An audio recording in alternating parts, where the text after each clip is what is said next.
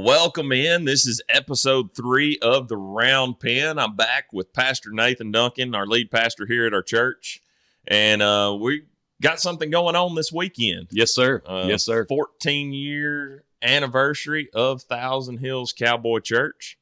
This is the podcast for September the 14th, I believe.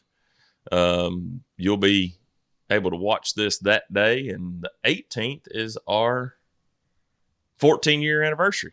So what was the vision 14 years ago? I guess it's probably longer than that for our church.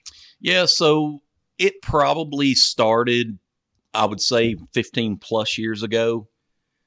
We were rodeoing with lots of different folks that just weren't in church. And the question would always come up, what is it that you do? And I would talk about being an associate pastor and a youth minister at our church. And the question would always come up, do you go to church somewhere? And they would, most of the time people would just say, no, we don't go to church. We don't have a 3-piece suit. We don't have, Sunday clothes or whatever. And I would always say, most churches, unless they're just some, backwoods church that I don't know about. Super old school, even require a man to wear really a suit and tie. I mean, most of the time you see in even small churches, rural churches, men just wearing blue jeans, maybe a button-up shirt, but never a suit and tie. That hasn't been around in lots and lots of years, but still just the stigma of that. And so I began to talk with them about what about a church where, you could just come on to church like you are. It didn't matter. I mean, even if you were feeding cows or tending to the horses or whatever, you could just get up as soon as you got that done and come on to church. People said, I really like that idea. And so I was on the staff at First Baptist and Hohenwald. And I remember one Sunday night, someone came to talk about the need for new churches in the state of Tennessee. And there wasn't a whole lot of people there. I was there because I was on staff, had to be there. I probably wouldn't have went myself and stayed home that night with Canaan and Isaac. They were little bitty at the time. And I went and begrudgingly went to church, and there probably wasn't enough to even have a good fight there. There may have been 15, 20 people in the whole church that showed up that night. But the speaker got up, and I was just really encouraged and also inspired, fired up, if you will, what he was talking about, the need for new church plants. And he basically said, as long as there are people at Walmart during church service on Sunday morning, there's a need for a church somewhere. And so immediately after it was over with, I was really excited, wanted to talk to him. I said, what do you think about a cowboy church? And he said, I love the idea. And so we began to talk, began to meet, began to pray about the possibility of starting a cowboy church. And I would say that was somewhere late 2006, somewhere in that neck of the woods, as we began to pray. And he was very instrumental in helping us get started, because I really didn't know a whole lot about planning a church, didn't know anything at all about cowboy churches. I'd heard that there were some cowboy churches over in Texas, just a handful at the time. There were a few up in North Carolina, but I really had no clue what direction and what to do. And so we just really began to pray. And that's kind of how that birthed, Thousand Hills Cowboy Church, was pretty much that the multiple events leading up to that single event at church. And it started September 2008. 2008. Right. Yeah. And started there in the stock barn in Lawrenceburg. Right. What were those early days like? Well, one thing was for sure, we started at the Lawrence County Stockyards. It was a dated barn. It was pretty old, but it actually met our needs perfectly. But it's probably the worst place in the world to start a brand new church.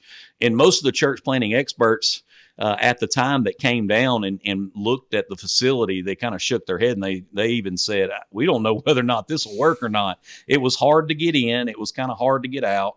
The seats were just basically stadium style wooden bleachers is basically what it was. And so it was very difficult to keep clean, obviously, because you're running cattle through there every single week. So there's manure up the walls and manure in the floors. And I mean, tobacco spit in the floors. Tobacco spit in the floor for somebody that wanted to bless us every single week. So it wasn't the ideal place. It was cold in the winter, hot in the summer. Even though it had air conditioning and heat, it was an older building, but it was absolutely perfect, and really the perfect atmosphere for people that we came up with. No need to dress fancy, just wear what you got. That's how we first advertised that we were starting, because we had these little handout cards, small. We still produce some of them today, but we had these big postcards, and it had two pair of breeches on them. Had a pair of my Wrangler blue jeans and Ann's Levi blue jeans. I laid on our bed.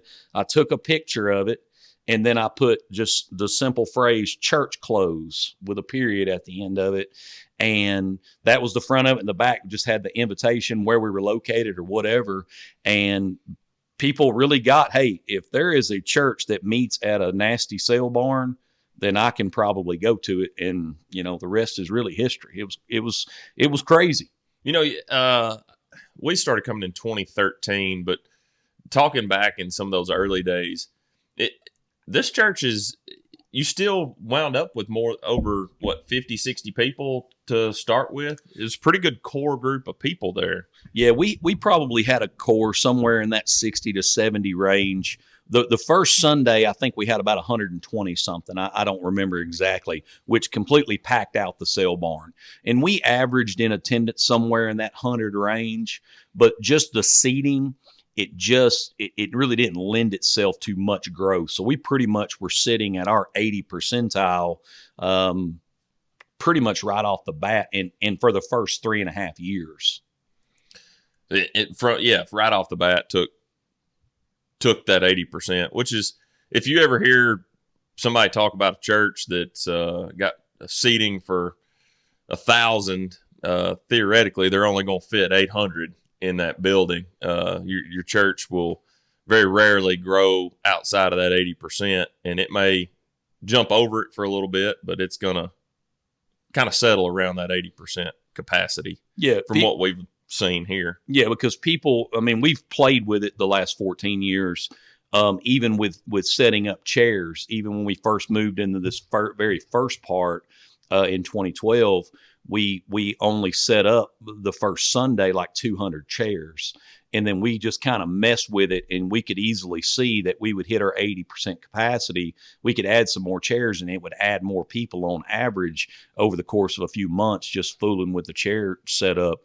But yeah, that's true of anything. If you got 100 chairs set up, you'll have 80 people sitting comfortably, because everybody just doesn't want to be on top of each other. Mm-hmm. And so that 80% rule is, it's been scientifically, I guess, proven here just with us messing with it, because I've always been a little bit mesmerized that that's actually something. I didn't believe it until we've tried it over the last, and we've seen it here even with the expansion. We sit at over 80% every single Sunday with the chairs that we have here now, and aside from starting another worship gathering time, January 8th. Thousand Hills South. Yeah. So that's St. Joe, Tennessee. That's right. That's why the reason for January the 8th, down at the Thousand Hills South for, our additional campus, one church, 2 campuses. And so, that's the reason, to help maybe try to alleviate some of the pressure for those that are traveling, since we've become such a regional church, that we're hoping that maybe some of our, Southern brothers and sisters will try to attend there instead of, here, and maybe we can grow a little bit with being able to put off building another building for another season, maybe. So, so in the early days of the church, it was pretty much a core group that you brought in from First Baptist Hole and Wall, and some of them are still here. They are. But you and Ann had a lot of duties in that first church, a lot of responsibilities. If I'm not mistaken, I think you and Ann printed the bulletins or typed up the bulletins, and Yeah. I mean, really you do. I mean, when you're the lead pastor and you're trying to develop leaders, and even though I had a really great core team out of, Richard and Kathy Tate came over. Richard did a lot of the administrative stuff like what Bill does here now. But he kind of took care of, making sure insurances were done and all the I's were dotted and the T's were crossed type stuff, things that I really don't want to spend my time on. Kathy really handled a lot of the money and the deposits and all those types of things, even though there was very little that came in back in those days, to sustain the ministry. And then, I had Janice and Tim Hennington came over, and, they were instrumental in child care and in Bible studies and all those things. Andy Hennington came over and helped with the band. EJ DeNicholas, Breanne Hennington, which ended up marrying EJ. They were the instrumental team that came over. And of course, Ann, always just being right there by my side and involved in every single thing we did. But yeah, Ann and I, we printed the bulletins. I set the PowerPoint up. I set the computer up. I helped set the sound up. We showed up at the sale barn every single Saturday night before church. This core team for the first year, we didn't really have any help. And we got everything ready. I mean, we moved sand that was in the cell ring off to the side, set the pulpit up, set the screen up, set everything up that we had to set up. It was all up to us. I mean, we did every single thing. My cell phone number was the church's number. And so when people needed stuff, they called us and yeah, when you start out like that and you're the senior pastor or the lead pastor, there's really nobody else to count on. It's you. Obviously that's changed now, but our church has grown obviously exponentially bigger. And so there's other people that handle bulletins and getting sound set up. I wouldn't even know what I was doing around here now, trying to set sound up and PowerPoint. I don't even know what it is we even use anymore. But yeah, that's what you do. And so it was good. It was good, fond time, a fond time in my mind, a really special time. I don't think that we could, recreate those moments, and I know a lot of people miss those moments. We've got a few pictures right up here in the foyer of our current building now. 3 pictures, from that time period for folks to look at and just remind us where we all came from. But yeah, man, it was really a special time, and I mean, all my kids were little. As funny as it is, Eli is 15 now, and I mean, he had just been born right before the church plant. Mm-hmm. He was born in May before the September church plant. Noah wasn't even on earth yet, nor was Marley Ray. So it's crazy that it's been that long ago, but they were so little. And, Ann has been there through a lots of craziness with Cowboy Church, because we do minister to the craziest people on earth. And so crap, we're one of them, to be honest with us. But it's been a blessing, man. It's been a great ride. And, we in the time that we have been here, my family has been here, we've seen some hurdles that were jumped. But do any of those hurdles just kind of jump off the page at you as far as things that you remember, hurdles that y'all had to jump over? I guess the pepper plant, heading to the pepper plant would be. Yeah. So, there was a little bit of an issue, and probably one of the biggest hurdles and the craziest things that I ever made a decision on like that. I like to really think about my decisions, especially when it comes to the Lord's church. I really like to contemplate, to pray, to feel good about the decisions that we're making. But in year 3.5, we were at the sale barn getting along good, but we had someone that was employed at the sale barn at the time that just really took major issue with us being there. And so with that, he and I one Sunday morning got into an altercation. Yes, this pastor is not perfect. I admit that. I think everybody that knows me knows that I don't try to act like I'm perfect. But he and I got into a verbal altercation before I was about to preach. After the verbal altercation was over with, I was decided I was done being at the sale barn. It was a blessing, and I always appreciated Allie Bird and that family for allowing us to start up there. What a blessing she was. She's gone on to be with the Lord now, but he and I didn't see eye to eye. And so I walked in, I told Bill, I said, reckon we can meet in your dad's shop, which was called the Pepper Plant out there on Buffalo Road at Rent-Right.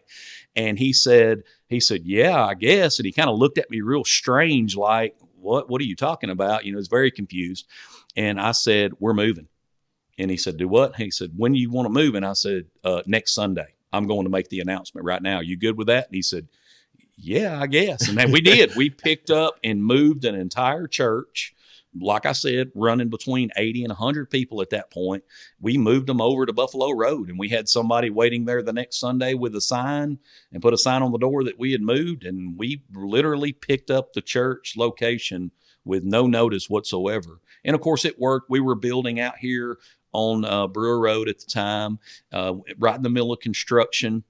And we knew we were going to be in 6 months. So we went and met at the Pepper Plant out there beside Rent-Right for 6 months. And so that was kind of crazy. Another big obstacle to come was just probably getting respect in the community from other churches. Now I think we have it. They know that we're a legit ministry. When we first started out, it was kind of crazy. People would say, well, you can't go to that church unless you own a cowboy hat, or you got to wear boots to be able to show up. And, if you don't, then they kick you out. Just a bunch of crazy things that really had nothing to do with our ministry. We've always been a church for the unchurched, and really just wanted to reach people with the message of the gospel. And the cowboy hats. I mean, there's people that show up here in shorts and flip-flops on Sunday morning and never even been around a cow. But that was probably some of the biggest obstacle, and probably one of the craziest things we did really to try to overcome those obstacles. So I think since we've been here, I think one of the biggest things is going back to, you got a lot of people that are not scared, but have reservations towards moving forward, whatever that looks like, Thousand Hills South, or a church building expansion, or whatever that is, because we do as humans get comfortable where we're at. And we get comfortable with the people that we're around. And anytime something like that changes, or it just makes us uncomfortable, and trying to navigate through some of that stuff has been, I guess, one of the things that I had noticed since we've been here. It does. And I mean, the truth is that, obviously the Lord has a plan for this church body. And I've always been one not to grow just for growth's sake, but really the larger you grow, the more influence that you have. And so I think we've been very intentional in slow growth, but yet growth that, we're making disciples, that we're about the business of the Lord, to know Christ and to make him known. That's always been something that we've always kept before our people and said as part of our, vision and mission of what it is that we're going to do. And so with that comes some growing pains from just what growth looks like. And this thing took off and has done a whole lot more than what I ever thought. Even though I had the big church mentality going into it, I still haven't tried to limit it or hold back from what the Lord would want it to look like and want it to be. And so, everything we've really done has been intentionally unintentional. If that makes sense. I don't know if it does. It doesn't make sense really to me. It's just kind of happened. It's been organic, and we've gotten big, but stayed small through our community groups and small group fellowships is what we've tried to do, keeping those groups down to, no more than 12 or 15, meeting in homes on a weekly basis for there to be connections beyond Sunday morning. And so, but yeah, it's different. The people that have been around since the sale barn days can look around and go, man, this thing doesn't look like anything like what it used to. But to me, that's also good. Because it's really expanded our reach. And instead of just being a small church in Lawrence County, Tennessee, we've become really regional.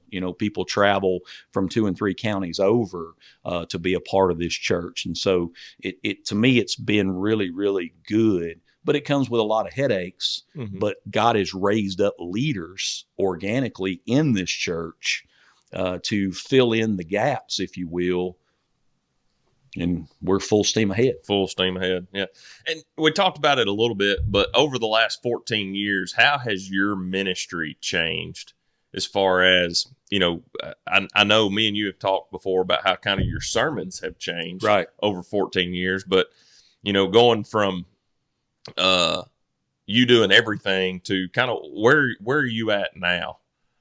Yeah. So, a pastor can only pastor about 100 people. He that's all he really has time for, and really that's about as big of his reach as far as one-on-one pastoral ministry. I don't mean preaching on Sunday morning. I'm talking about being involved in the lives, of those people. And so as the Lord has expanded us, he's brought beside us, other elders that help in the pastoring, in the overseeing of the flock.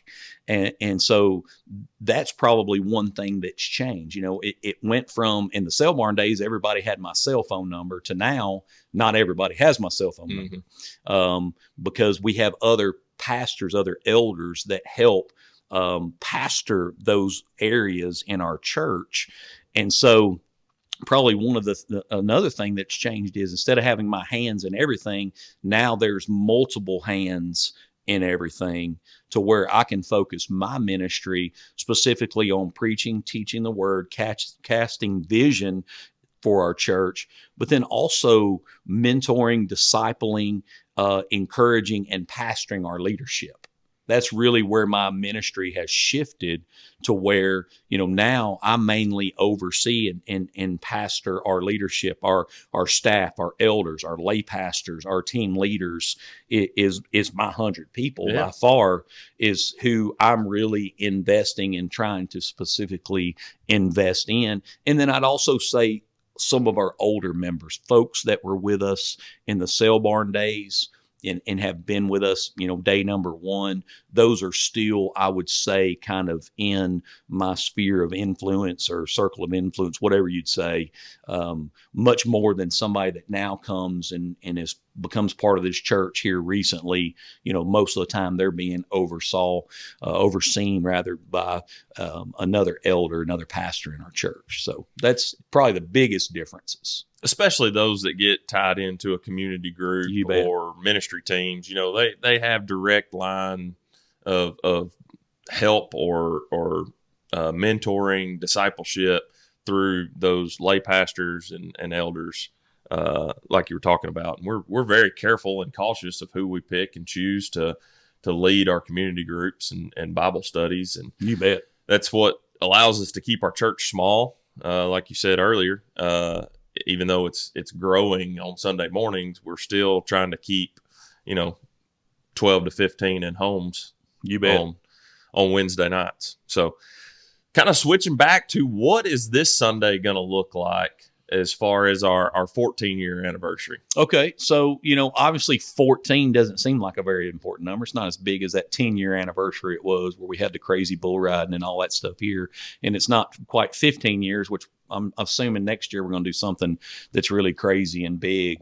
So 14 is kind of a funny year and an awkward year. We are in the teenage years of our church, full blown now.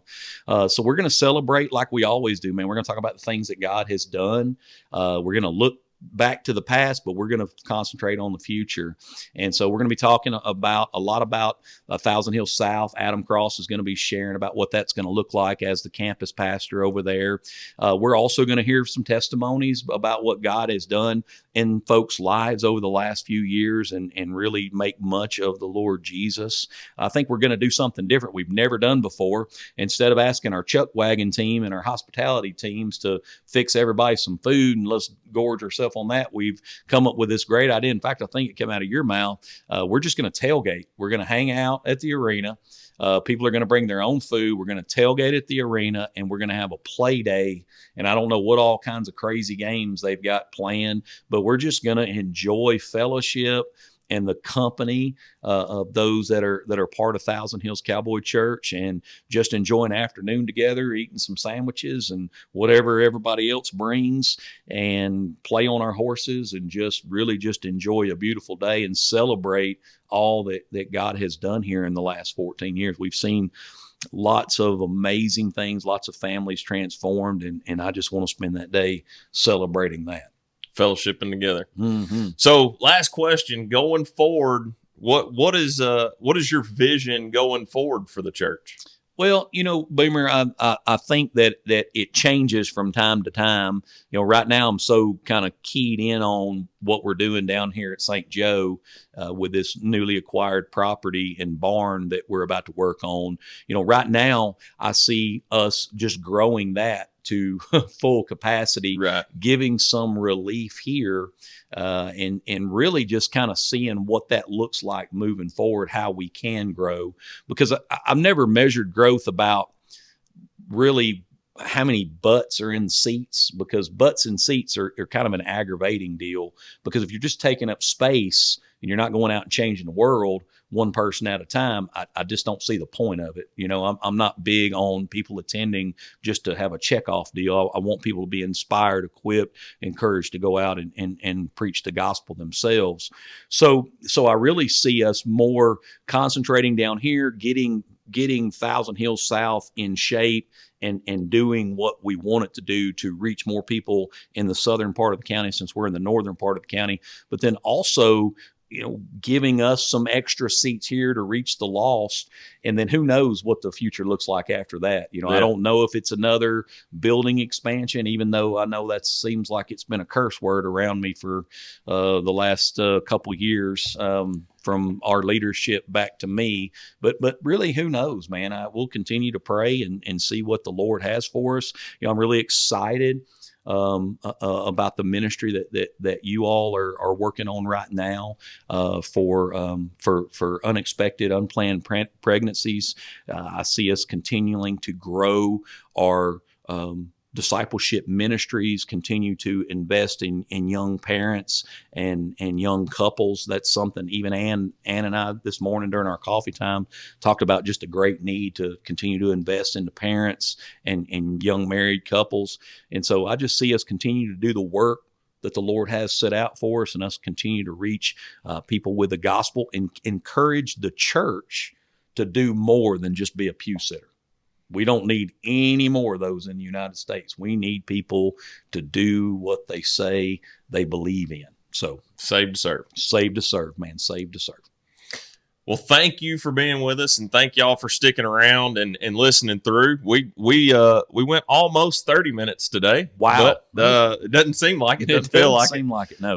I'm really growing to enjoy these times of getting to Absolutely. sit down and have conversations, and the feedback that we're getting so far seems positive. Y'all keep on giving us feedback, and we'll keep on doing these as long as people are listening. Absolutely. Absolutely. And we hope to provide good content. We hope when you walk away after listening to this, that you felt like that you actually heard something that may encourage and equip you.